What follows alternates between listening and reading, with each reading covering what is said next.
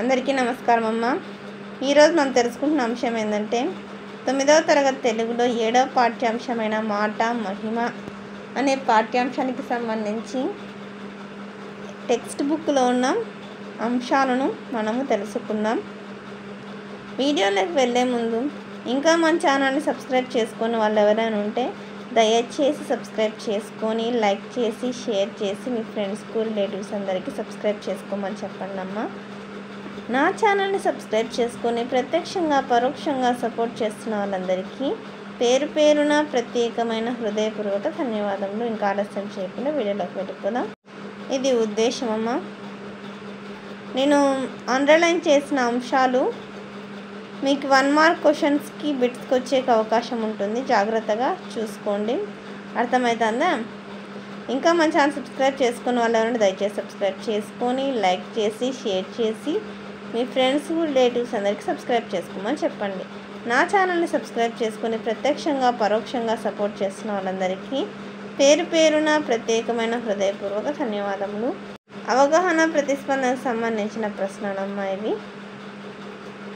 తర్వాత పాఠంలోని పద్యాలలో ప్రాస పదాలను గుర్తించి రాయండి.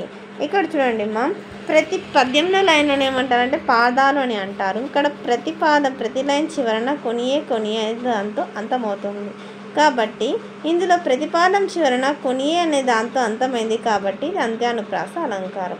తర్వాత క్రింది వాక్యాలు చదవండి. భావాలకు సరిపోయే పంక్తులను గేమ్లో గుర్తించి రాయండి. మనసులో విషయం మాటల్లో తీయదనం అంటే గేమ్లో ఏముంది? ఆత్మలో గరళంబు నంగిట నమృతంబు. మంచి మనస్సుల్లో కూడా విషం చిమ్ముతుంది. అమృత హృదయాలలో జిల్పు హలాహలము. మాట తీరును బట్టే మన సంపద ఉంటుంది. సిరి ప్రవర్తిల్లుచుండును జిహ్వ కొలది. క్రింది గద్యం చదవండి. ఇచ్చిన ప్రశ్నలకు సమాధానాలను రాయండి. ఇక్కడ మార్క్ చేసినాను. ఇక్కడ సమాధానాలను మార్క్ చేసినాను నాన్న, మీరు స్క్రీన్ షాట్ తీసుకోవచ్చు. తర్వాత 3వ దానికి ఆన్సర్ ఇక్కడే రాసినాను. వృత్తాంతం అంటే ఏమిటి అంటే ఒక అంశానికి చెందిన పూర్తి సమాచారము. కేఎల్ రావు గారు చైనా ఇంజనీర్లను ఏమన్నారంటే ప్రశంసించారు. పై పేరా ఒక ప్రశ్న తయారు చేయండి. ఈ పేరాకు ఆధారంగా ఈ పైన ప్రశ్నలన్నీ కూడా పేరా ఆధారంగా సంబంధించాయి. క్వశ్చన్ నెంబర్ 5 అని పెట్టి ఏదో ఒక క్వశ్చన్ యాస్టీస్గా రాస్తే సరిపోతుంది. క్రింది పద్యం చదవండి. ఇచ్చిన ప్రశ్నలకు సమాధానాలను రాయండి. ఇక్కడ పై పద్యం ఎవరి గురించి చెప్తోందండి? పై పద్యం మానవుని గురించి చెప్తోంది. పద్యంలో ఏ పని చాలా కష్టమైందని చెప్పారు అంటే మనసులో తెలుసుకోవడం చాలా కష్టమైన పనిని చెప్పారు వేమన. తర్వాత సుడియా అనగా అర్థం ఏంటంటే సుడియా అంటే వంపు కత్తి చురకత్తి. పద్యం నీవు నేర్చుకున్న నీతి ఏమిటి అంటే పద్యం నుంచి నేనేం నేర్చుకున్నాను? మనిషి చూసే విధానంగానే ఉండడు. అతని మనసులో ఏముంటుందో తెలుసుకోవడం ఎవరికి సాధ్యం కాదు అని తెలుసుకున్నాను. ఈ పద్యం వేమన శతకంలోనిది. ఏ శతకం అంటే వేమన శతకం. వ్యక్తీకరణ సృజనాత్మకతకు సంబంధించిన ప్రశ్నలకు సమాధానాలను నోట్స్లను మన ఛానల్లో అప్లోడ్ చేస్తున్నానమ్మా. దయచేసి సబ్స్క్రైబ్ చేసుకుని వాళ్ళని దయచేసి సబ్స్క్రైబ్ చేసుకుంటే మీకు ఆ వీడియోస్ అన్నీ వస్తాయి నాన్న. అర్థమవుతుందా? తర్వాత భాషాంశాలు పదజాలం. క్రింది వాక్యాలు చదివి ఎరుపు రంగులో ఉన్న పదాలకి అర్థాలను రాసి వాటిని ఉపయోగించి సొంత వాక్యాలను రాయండి. పతనము అంటే మార్గము, మితము అంటే తక్కువగా, కులాలుడై అంటే కమ్మరి, దుర్మార్గాలు అంటే దుర్గుణాలు అంటే చెడు గుణాలు, గరళము అంటే విషము. క్రింది ఎరుపు రంగులో ఉన్న పదాలకు పర్యాయ పదాలు రాసి వాక్యాలలో ప్రయోగించండి. నేస్తాలు అంటే స్నేహితులు మిత్రులు, జిహ్వ అంటే నాలుక, రసన రసజ్ఞత, తిలకించు అంటే చూచు వీక్షించు ఆలోచించు, సిరి అంటే సంపద ఐశ్వర్యం భాగ్యం, పయనం అంటే ప్రయాణం అభినిర్ణయం గమనము, అమృతంబు అంటే సుధా నెయ్యి పాలు, అమృతంబు అంటే సుధా నెయ్యి పాలు మజ్జిగ ఉదగము, కాంచుట అంటే చూచుట వేడి చేయుట రక్షించుట. తర్వాత క్రింది వాక్యాలలో ప్రకృతి వికృతులను గుర్తించి రాయండి.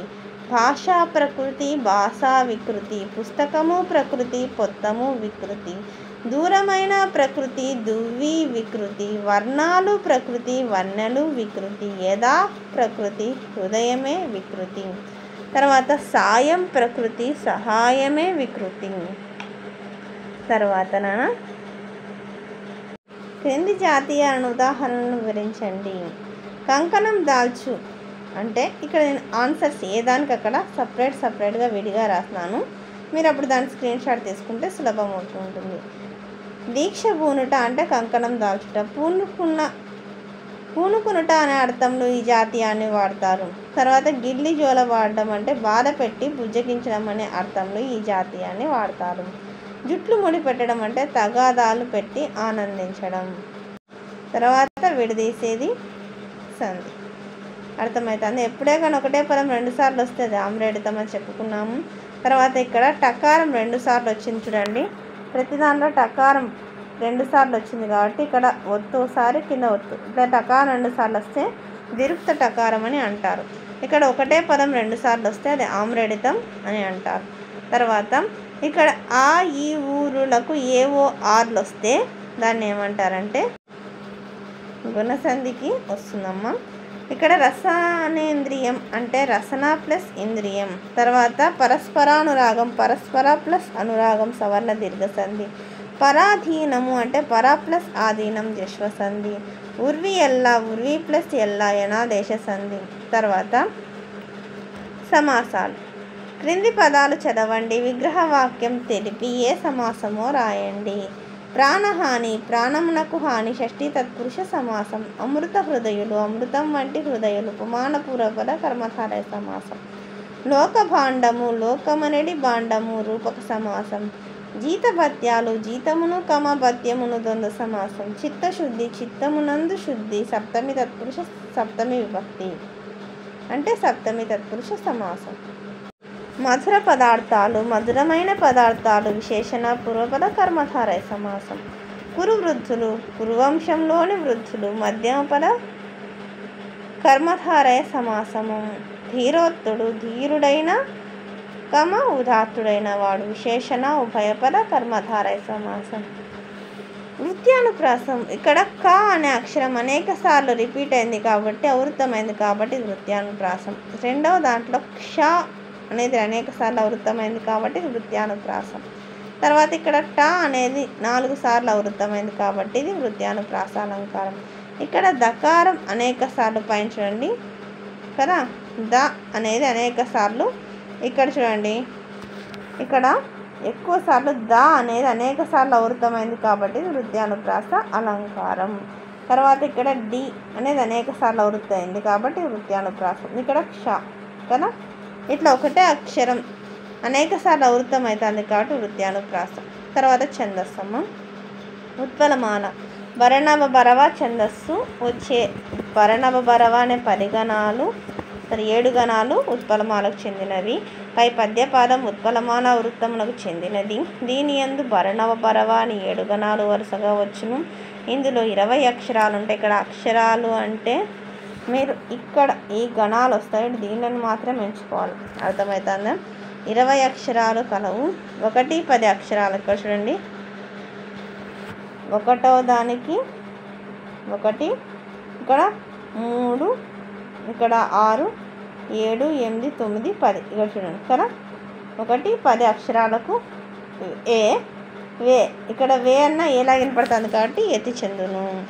4 పాదాలను 4 పాదాల లక్షణం సమాసం. అంటే ఈ ఉత్పలమాన పద్యంలో 4 లైన్లు ఉంటాయి. ఏ లైన్ తీసుకున్నా ఈ సేమ్ ఇవే లక్షణాలే వస్తాయి. తర్వాత ప్రాస నియమం కలదు.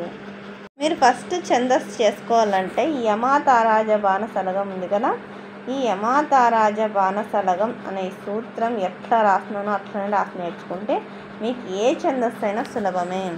ఇక్కడ నేను చేసినానమ్మా, కానీ మీకు ఇక్కడ ఇబ్బందికరంగా ఉంటుందని నేను జాగ్రత్తగా విడివిడిగా మీకు అర్థమయ్యేలాగా వివరించి ఇక్కడ చేసినాను. మీరు ఇది స్క్రీన్ షాట్ తీసుకోండి. ఇంకా మన ఛానల్ సబ్స్క్రైబ్ చేసుకొని వాళ్ళు ఎవరంటే దయచేసి సబ్స్క్రైబ్ చేసుకొని లైక్ చేసి షేర్ చేసి మీ ఫ్రెండ్స్కు రిలేటివ్స్ అందరికీ సబ్స్క్రైబ్ చేసుకోమని చెప్పండి. నా ఛానల్ని సబ్స్క్రైబ్ చేసుకొని ప్రత్యక్షంగా పరోక్షంగా సపోర్ట్ చేస్తున్న వాళ్ళందరికీ పేరు పేరున ప్రత్యేకమైన హృదయపూర్వక ధన్యవాదాలు. అందరికీ ధన్యవాదాలు. దయచేసి వీడియోని మాత్రం స్కిప్ చేయండి.